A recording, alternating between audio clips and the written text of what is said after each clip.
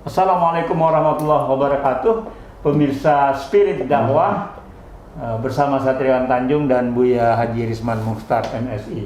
Buya, ini ada persoalan yang mau nanyanya ada yang malu-malu Buya. Iya. Nah, malu-malu nih Buya. Ini persoalannya persoalan orang dewasa nih Buya. Ini persoalan orang dewasa nih Buya. Kalau anak muda ada sini nggak apa-apa, nggak apa-apa ya. Pokoknya yang sudah berumah tangga lah ini Iya, Buya. iya. Iya, jima di bulan Ramadan malam kan Buya. Iya. Kan? Nah, tapi tidur kesiangan Buya.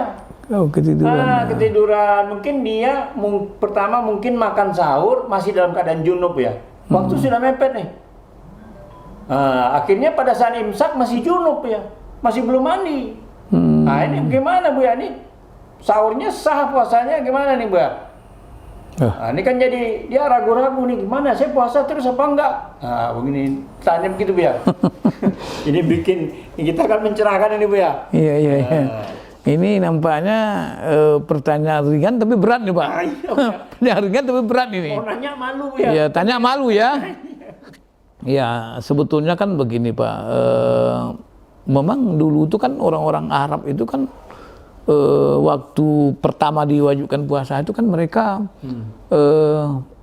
siang malam mereka nggak apa, kalau siang udah jelas itu kan, malam-malam juga mereka nggak mau, takut nanti salah gitu, nggak turun ayat itu halalakum lailatas syamir rafathu kan, jadi apa dihalalkan pada malam itu ar-rafath ya. Kepada perempuan itu bergaul dengan perempuan itu boleh ya. Artinya apa? Bahwa melakukan hubungan intim suami istri di bulan Ramadan itu boleh. Yang tidak boleh itu siang hari. Siang hari itu jelas kalau itu dilakukan itu perbuatan yang sangat melanggar dan itu ada kafaratnya. Malah kasih makan 60 orang miskin itu berat itu apanya dan malah ganti puasa dulu Pak, bukan ganti puasa dulu 2 bulan berturut-turut itu 1 bulan aja udah jeblos apalagi 2 bulan Pak. 2 bulan. Nah jadi kalau malam itu ayat Allah menghalalkan itu. Jadi apa itu dalam surah apa saya orang jadi dihalalkan kepadamu untuk melakukan hubungan intim dengan suamimu di bulan Ramadan itu pada malam hari. Jadi pada malam harinya. Nah, memang masalahnya begini Pak. Masalahnya adalah bagaimana kalau misalnya dalam keadaan junub kita bersahur. Nah, itu ada pertanyaan tuh. Dan juga tidak itu saja yang lebih menimbulkan kekhawatiran itu bagi apa? Orang-orang yang ketika imsak sudah masuk masih dalam keadaan junub. Nah, tapi kalau ada juga yang dalam Al-Quran itu jelas Pak yang nggak boleh juga itu lagi i'tikaf nggak boleh. Lagi i'tikaf. Ya, misalnya Allah katakan wala tubashiruna wa antum akifuna fil masjid. Nggak boleh. Jangan kamu bergaul dengan istrimu kamu lagi i'tikaf masjid. Dulu tuh waktu masa Rasulullah itu pada 10 hari terakhir tuh itu sahabat tuh bawa keluarganya bawa bikin apa bikin tenda di masjid tuh, di situ mereka berkumpul dengan keluarga. Jadi bukan kayak sekarang ini kan masjid kan bukan juga seperti sekarang. Kalau sekarang bikin tenda semua ya penuh masjid dengan tenda itu ya. Nah itu tidak boleh, itu jelas juga nggak boleh.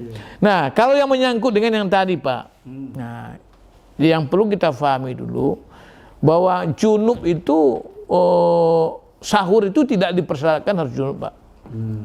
Ya, apakah misalnya sahurnya sah atau tidak? Enggak. Itu tidak ada persyaratan misalnya orang bersahur itu harus bersih di junub, itu enggak ada.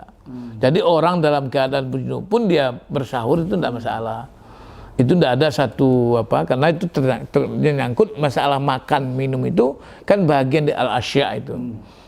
Bukan ibadah yang sifatnya muta'ayyanah, bukan maksusah itu. Jadi orang boleh ya dalam keadaan misalnya dia bangun, dia langsung makan, nggak apa-apa. Nah, bagaimana kalau misalnya nanti setelah itu imsak? Ya, imsak itu kan sudah, kedengaran sudah azan. Atau dengar masjid imsak, ini belum mandi nih, gimana nih? Nah, sebenarnya memang apa itu, kalau saya pernah baca beberapa literatur itu, soal masuk imsak ketika junub juga tidak masalah. Yang tidak boleh itu jima itu dalam setelah imsak masih melakukan itu nggak boleh. Itu jelas itu batal itu.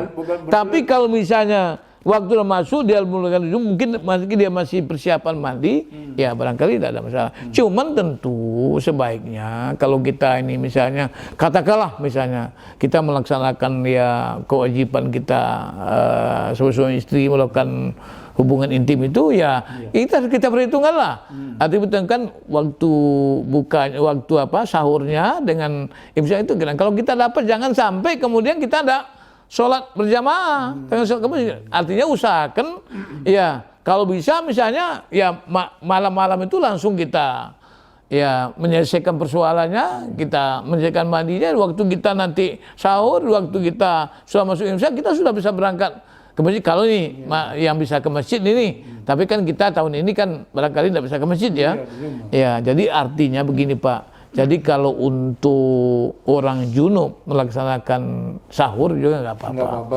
Kalau misalnya juga dia kebetulan belum lagi artinya tidak sempat misalnya karena mepet waktu misalnya pas waktu imsak masuk dia dalam keadaan junub juga tidak menyebabkan batal puasanya.